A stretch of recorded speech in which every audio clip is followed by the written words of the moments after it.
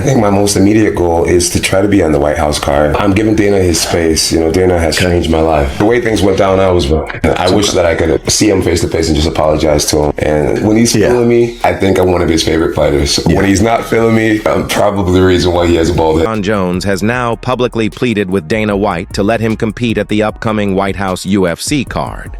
For the first time in years, he's revealing a totally different version of himself. On a recent podcast, the former pound-for-pound king showed humility, apologizing to Dana White for breaking his promise about fighting Tom Aspinall and admitting he made mistakes. Jon Jones was on a podcast. What is the name of this podcast? It's called No Scripts Podcast. No Script. You big fan? Huge.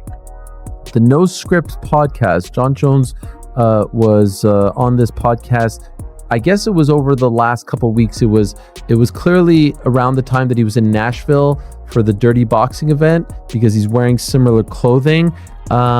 He talked about a few things, and I did want to shine a light on these things. First, let's play him talking about the Dana White situation and how it was all handled, the offer from Tom, and his desire to make amends. Here it is. Take a listen, and then we'll react. I think my most immediate goal is to try to be on the White House card. Okay. And you talking to Dana? How is he feeling? I'm giving Dana his space. Dana has changed my life. Yes, he has changed my life. He's changed my children's lives. Yeah.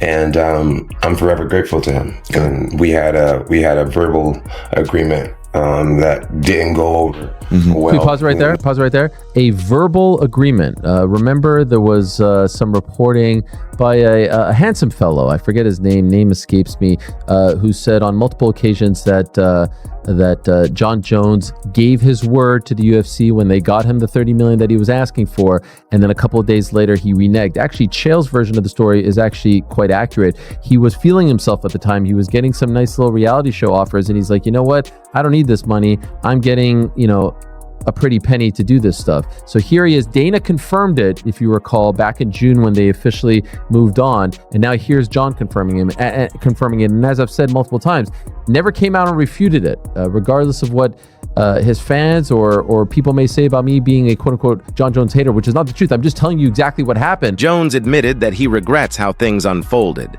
especially considering the huge setback it caused for the heavyweight division.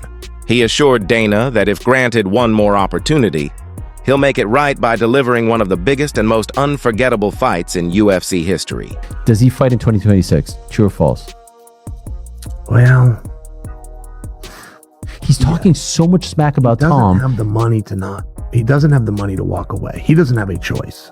I mean, that's why did he walk away to begin with? He was offered $30 million. Yeah. He asked for 30, and he got that. Yeah, no, and now he's apologizing. Yeah, no, I don't know. He miscalculated that one. Yeah, he did that thing with Nate, and they got $300,000, and it took 30 days, and so all of a sudden he's like, "Well, if I can make $300,000 in 30 days, and I can do this every 30 days." Sure. No, I mean, sometimes explaining very basic things it can be tough, but will he fight again? Yes, I believe so. And I think there's some real legs. Look, if you're the UFC, the last thing you want to do is empower a dude that you can't count on. And by the way, it ties back into my theory that whoever's keeping him out of the rankings, like there's something afoot there. Can't wait to see you compete the White House. Can't wait to see it. I know. I really hope it happens. Dana, please. I'm training. I feel great. I'm healthy. And I'd be so honored to represent our country and do what I do best. I'll be interested to see if he wins his next fight. Cyril Gans, supposedly. There's a video that hasn't gone viral, but one of his losses, he was very much an adult, I believe already a black belt, and he was taken down and the guy twisted his ankle. He had no defense. He tapped so quickly. I had a fight where I got arm barred and I was literally willing to let somebody break my arm before giving up to go for Vitor Belfort. With Tom, the moment he felt any pressure on his ankle, he tapped immediately, which lets me know a lot about him. The right on American soil in front of the world at the White House event, fans were stunned by his tone. This wasn't the arrogant, confident Jon Jones they were used to. This was a man seeking redemption. Jones claimed the UFC needed him there to make the event legendary and even described it as a once-in-a-lifetime dream for the entire sport. He never refuted it. Now here he is confirming it. So I appreciate that. Please continue. Nothing was finalized, but I do admit guilt, not guilt, but I was wrong. You'll make it right at the White House. The way things went down, I was wrong, and I wish that I could see him face to face and just apologize to him, and so that we can let bygones be bygones and get back to making some major money for the sport, and really entertaining these fans. He's a businessman, and there's no doubt that you are his favorite fighter of all time. There's the memes of it. He loves you. It's a matter of time. When he's feeling me, I think I'm one of his favorite fighters. When he's not feeling me, I'm probably the reason why he has a bald head. I think that host was feeling Jon Jones there. I mean, golly, the glaze. What gave you that impression? Oh, wait till you see the other clips. glazer, Forget this one. I mean, D1 glazing. Wait, the Aspinall Just a portion. matter of time. The Aspinall clip made me blood red mad. So Okay, well, just on this one, I mean, Jon is fully, other than saying, the amount, saying it's on me, it's my bad. A little surprising. It's what, 5 months later, and they haven't met, they haven't talked. Like you would. Does Dana White hate Tom Aspinall? Because in the post-match press conference, he was going at his heavyweight champion like he absolutely did not like him. I mean, he had Tom bloodied up, and Tom didn't want to continue in the fight. And his key word there is didn't. He didn't say Tom Aspinall couldn't continue, insinuating that he's a quitter. I don't know if it's because Andy Aspinall's saying Tom wants to go to boxing and he'd love a big payday in boxing, but that's just Andy being a manager and a dad negotiating. I'm going to be honest, I'll give Dana the benefit of the doubt. He could have easily just misspoke. And the fact that if you do watch the YouTube that Aspinall put out, Dana White's in the locker room before wishing him all luck. I'm sure he's on good terms with Tom Aspinall and his father, because Dana White, let's be honest, if he doesn't have Tom Aspinall, he doesn't have a heavyweight division. If you saw the other heavyweight fights that were on this UFC 321 card, absolute ass. I'm seeing it all online. Tom quit. It got dicey out there for him and he quit. That's what the people are saying. Complete hogwash, complete nonsense. If you just watch it, you will see that those were two nasty, deep eye pokes. You could say that he lost that first round. I think he lost that first round. I think we all agree that he lost that first round. Absolutely. Yeah, you could. I mean, that is fair game.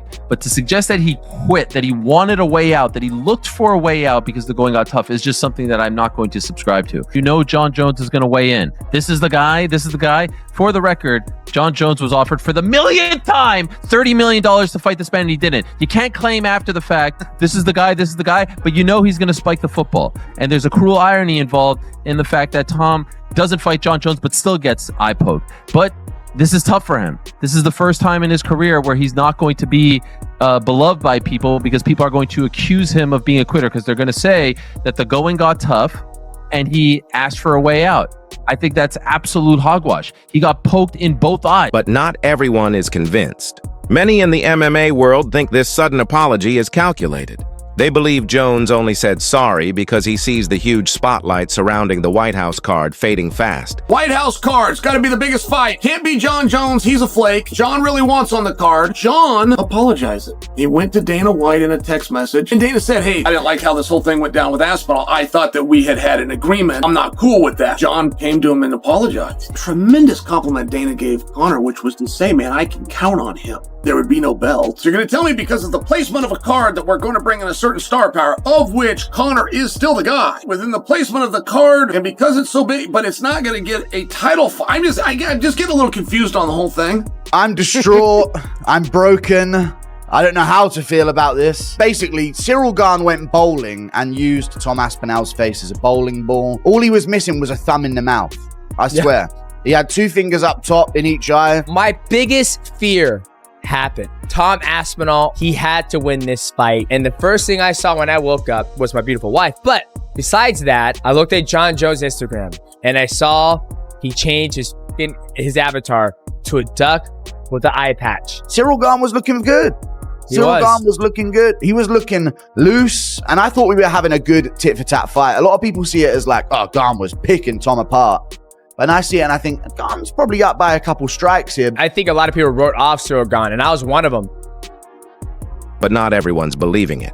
Most inside the MMA community think this sudden shift is planned.